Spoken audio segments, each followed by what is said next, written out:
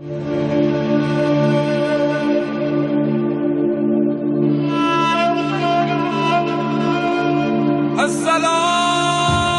علیک یا عبد اللہ۔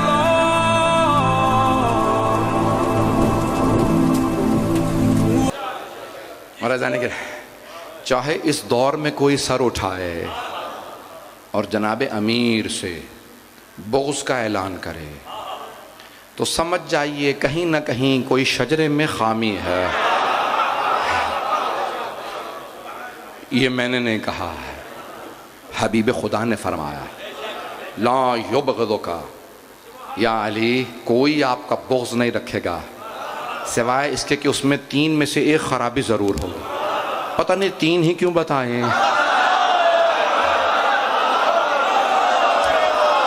پتہ نہیں کہاں جا رہے ہیں، بات پہنچ رہی ہے جانے گا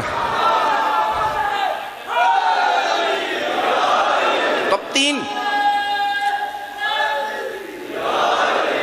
بس بھائی، مجھ میں اب طاقت نہیں ہے، 3 پیغمبر اسلام نے بتائیں، یا وہ حلال زیادہ نہیں ہوگا، یا وہ اس کی ماں اپنے آپ کو پاک نہیں رکھتی ہوگی، یا وہ ملوت ہوگا۔ یہ پیغمبر اسلام کی حدیث ہے، اگر حدیث نہ ہوتی میں کبھی ممبر سے نہ پڑھتا، حدیث ہے اس لیے میں نے پیش کیا۔ عزیزان گرامی، سرور کائنات نے کہا کوئی بھی، یا علی، پھر ایک اور جملہ فرماتے ہیں، یا علی لا یبغضک الا منافق ولا یحبک الا مومن، یا علی کوئی آپ کا بغض نہیں رکھے گا سوائے منافق کے، اور کوئی آپ سے محبت نہیں کرے گا سوائے مومن کے۔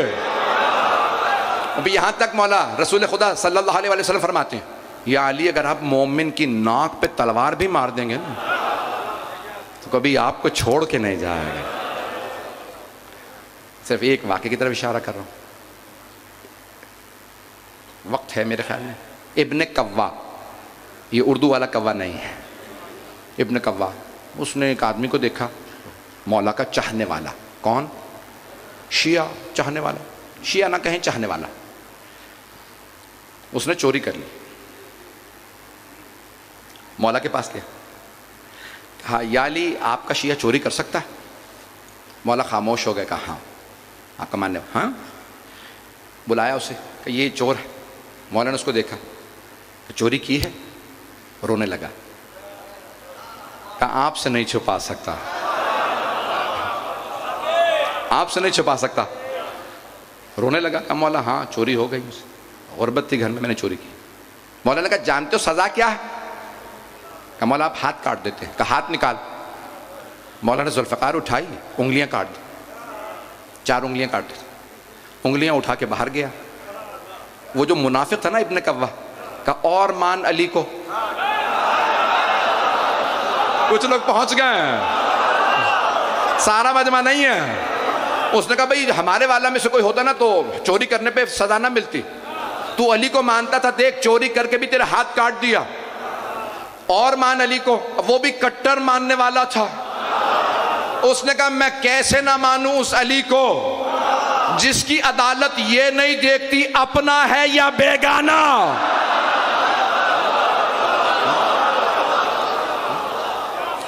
کہ میرے مولا نے مجھے جو سزا دی ہے اس سے میں یہ نہیں کہہ سکتا غلط ہے، میری غلطی تھی۔ اچھا ابن کوا نے کہا چلو یہ تو پھر بھی نہیں علی سے دور ہو رہا، کیا کروں اب؟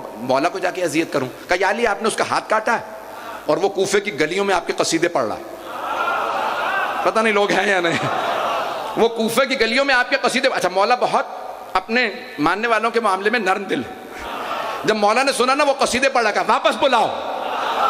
مولا نے کہا کیا بات ہے؟ کہا مولا کوئی قصور نہیں، قصور تو میرا ہے، نہ چوری کرتا، آپ کے سامنے بھی شرمندہ ہوا، لوگوں کے سامنے بھی گیلی کا تھا۔ مولا نے کہا انگلیاں ہاتھ پہ رکھ۔ انہوں نے انگلیاں رکھی ہاتھ پہ، مولا نے کہا ہاتھ لا، ہاتھ رکھا، مولا نے ہاتھ پہ ہاتھ مارا، کہا اب دیکھ، جب دیکھا انگلیاں جڑ گئی تھی۔ ابن کوا نے کہا یا علی اگر ہاتھ جوڑنا ہی تھا کاٹا کیوں تھا؟ کہا وہ میری عدالت تھی، یہ میری محبت۔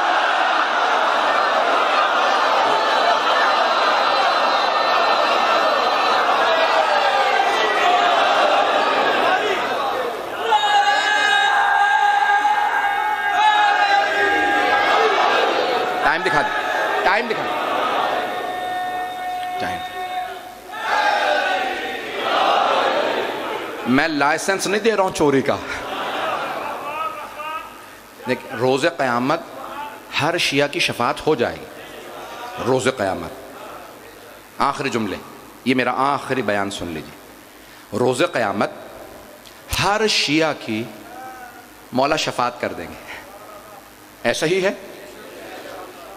دیکھیں میں ایک سادہ سے مثال دے رہا ہوں۔ ایک بادشاہ کے بیٹھتا ہے تو اس کی رعایا میں کچھ لوگ آ جاتے ہیں کہ بھئی ہمارا یہ کام کر دیجئے۔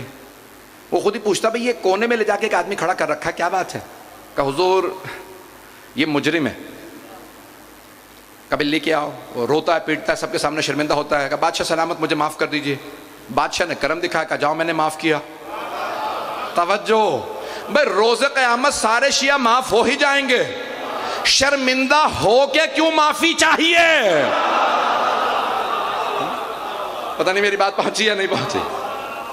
اپنے سر کو بلند رکھے، ہم اہل بیت کے ماننے والے ہیں، ان کا سر سب سے بلند ہے، ان کی عظمت سب سے زیادہ ہے، ان کی ولایت سب سے بلند ہے، ان کی عصمت جیسی کسی کی عصمت نہیں، ان کے علم جیسا کسی کا علم نہیں۔